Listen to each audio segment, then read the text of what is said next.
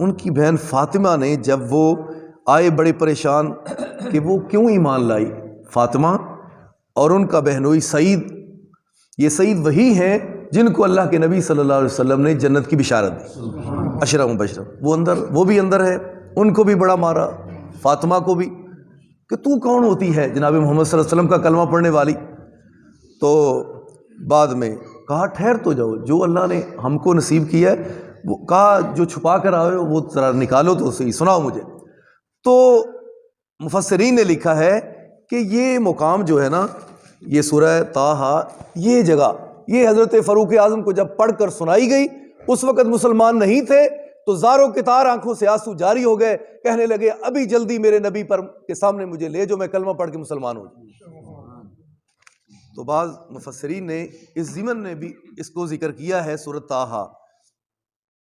تو حضرت فاروق اعظم اور حضرت حمزہ رضی اللہ تعالیٰ عنہ 3 دن پہلے حضرت حمزہ مسلمان ہوئے، صحابہ پریشان ہیں، اللہ دے نبی عمر آ رہے جے، کام تے ٹھیک نہیں، چودھری ہو بھی کوئی ایسا کام نہ ہو جائے، تلوار بھی عمر، جناب حمزہ انہوں نے بھی میان سے تلوار نکالی، کہا اللہ کے نبی پریشان ہونے کی ضرورت نہیں، اگر وہ چودھری ہے تو میں بھی سرداراں دا پتر حمزہ اسد اللہ، شیر اللہ۔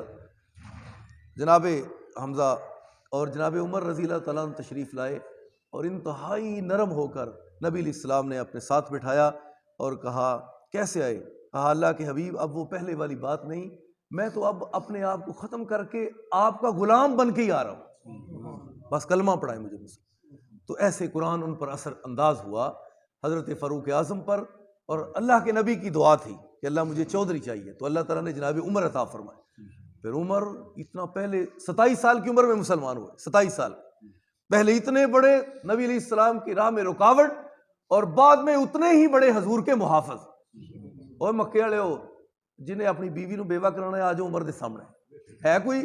جنہیں بچے نو یتیم کرانا ہے، آج عمر مسلمان ہو گیا جے، کوئی ماں نے پتر جمے تے آ مقابلہ کرو تے سانو بیت اللہ چ روک کے بکھاؤ، اج اسی نماز۔ اور پہلی جناب عمر کی سربراہی میں، سرپرستی میں وہ نماز پڑھی، آج مسلمانوں کے سر فخر سے بلند ہے، اج نعرہ تکبیر در و دیوار مکے کی گونج رہا ہے کہ عمر مسلمان ہو۔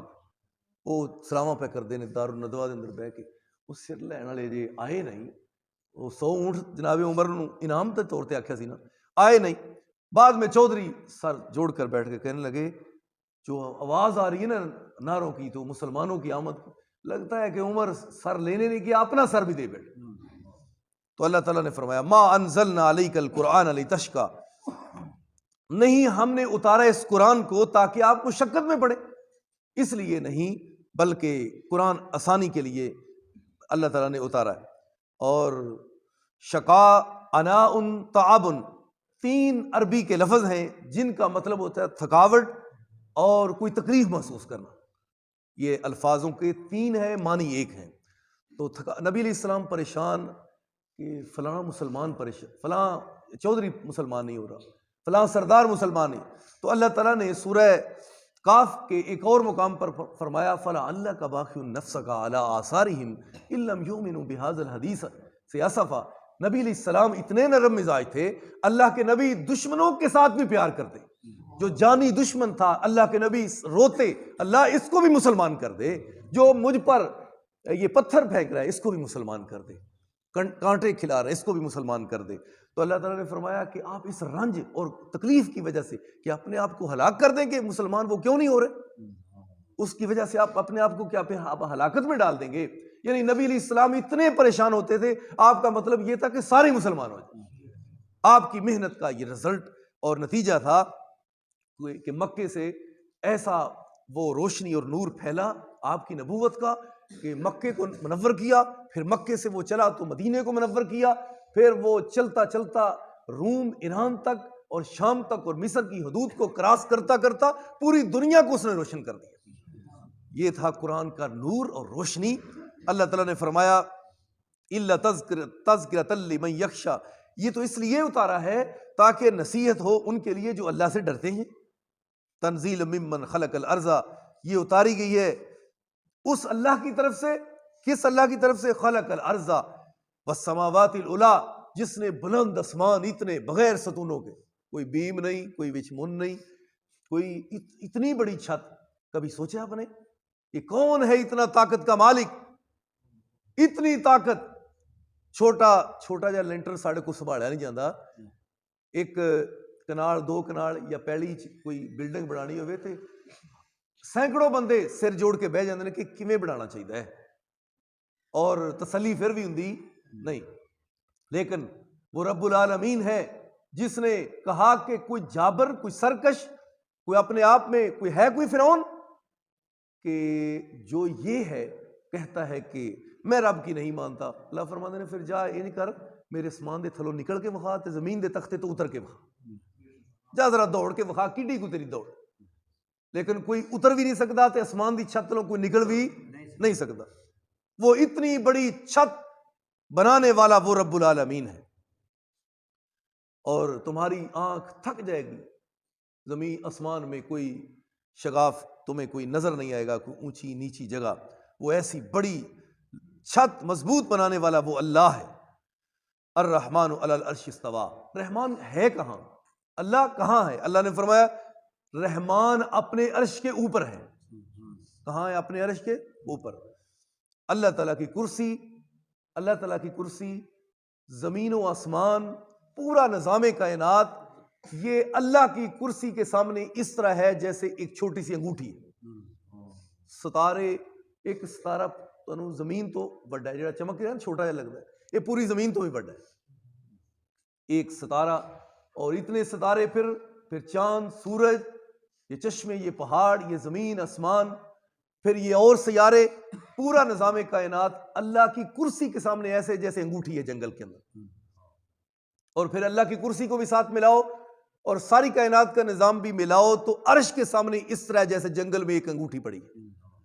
اللہ تعالیٰ، وہ اللہ کی کرسی اتنی بڑی اور پھر عرش اس سے بھی بڑا، تو رب العالمین کی کیا کیفیت ہوگی ہم سوچ بھی نہیں سکتے۔ تو لہذا اللہ تعالیٰ کے اس بارے میں یہ نہیں کہنا اللہ بیٹھا ہے، معاذ اللہ، اللہ کھلوتا ہے، نہ، وہ اپنی شان کے حساب سے جیسے ہے ہم کو نہیں پتا، بس اللہ اپنے عرش پر ہے، بس انجی آخنا ہے، اللہ اپنے عرش کے اوپر ہے، بس اس کو تھکاوٹ بھی نہیں ہوتی، نہ کبھی وہ بیٹھا ہے، نہ وہ کبھی تھکا ہے، نہ کبھی، یہ ساری پریشانیاں ہمارے لیے، کیونکہ ہم مخلوق ہیں، وہ خالق ہے، وہ ہمارا رب ہے، ہم اس کے بندے ہیں۔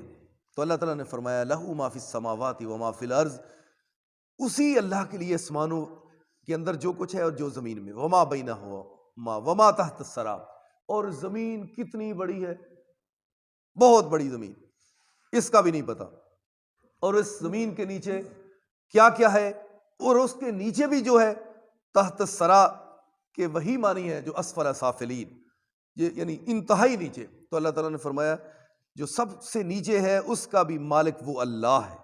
وَإِن تَجْهَرْ بِالْقَوْلِ فَإِنَّهُ يَعْلَمُ السِّرَّ وَأَخْفَى، اگر تو اپنے آپ کے اندر کوئی بات چھپاؤ ذہن میں کہ ہم نے کسی کو بتانی نہیں، تو اس کو جاننے والا کون ہے؟ اللہ۔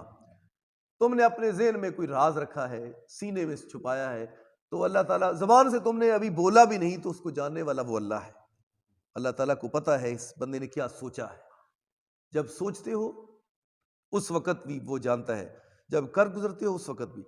نیکی کے بارے میں سوچو نا، خیال اچھے رکھو میں نے نیکی کرنی ہے، تو ایک نیکی تمہارے عمل نامہ میں لکھ دی جاتی ہے، تو جب کر گزرو تو وہی ایک کو اللہ 10 کے ساتھ ضرب دے تو اللہ 10 بنا دیتا، اور 10 کو پھر نبی علیہ الصلوۃ والسلام کی حدیث طیبہ آپ نے فرمایا 10 کی مثال ایسے ہی ہے جیسے گندم کا ایک دانہ زمین کے اندر لگاؤ تو ایک دانہ بالیاں 7، اور ہر بالی میں ایک سٹا، ہر سٹے میں 100 دانہ، تو کتنے ہو گئے؟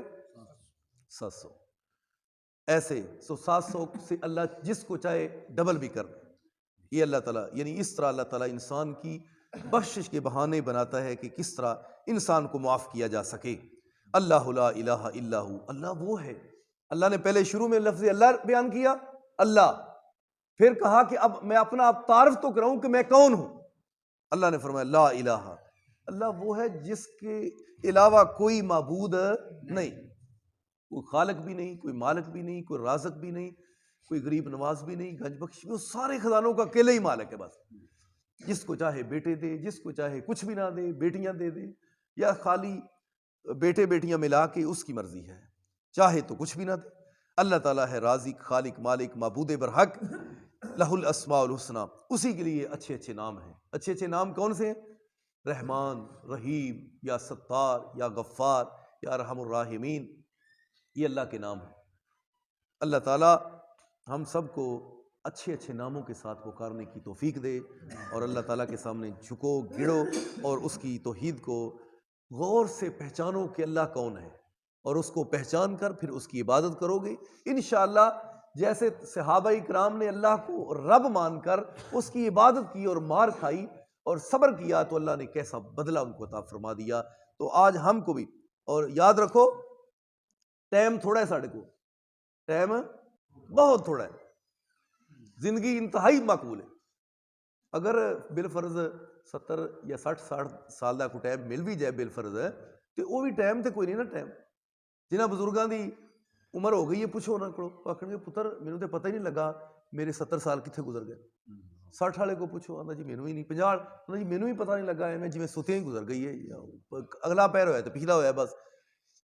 یہ کیفیت ہے ہماری، انتہائی تھوڑی زندگی ہے۔ اپنی اولادوں کو بھی سمجھاؤ، اپنے آپ کو، اپنے نفس کو بھی سمجھاؤ کہ کب توبہ کرنی ہے، کب رب کے حضور گڑ گڑانا ہے، اور کب اپنی نمازوں کو پورا کرنا ہے، کب اپنے جو ہم جن احکامات کو نہیں پورا کر سکے آج سے اللہ سے وعدہ کرے، اللہ پہلے ہم سے سستی ہوگی، کمی ہوگی، کوتاہی ہوگی، ہم کو معاف کر دے، ہم کو دین اسلام پہ چلنے والا بنا دے۔ آخر دعوانا الحمدللہ۔